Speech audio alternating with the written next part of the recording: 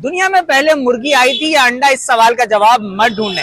ढूंढना यह है कि बेहतरीन देसी कुकड़ का सूप कहां पर मिलता है।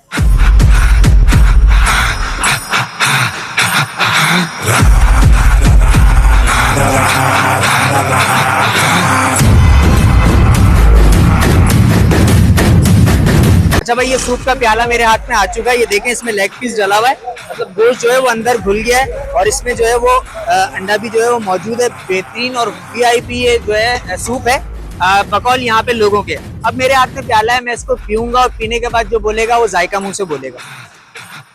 बहुत बेहतरीन चीज है, बहुत आउट क्लास चीज है। नॉर्मली जो हम चिकन कॉर्न सूप पीते हैं ना, या चिकन यखनी सूप पीते हैं, वो होता है फार्मी मुर्गी का, ये है देसी मुर्गी का। मैं इनकी लोकेशन आपको जो है वो समझा देता हूँ। मेन बोल्टन मार्केट के कॉर्नर पे ये जो है इनका स्टॉल मौजूद है। 12 महीने होता है, सर्दी है, एक दफा जरूर ट्राई करें। मुझे फॉलो कर लें।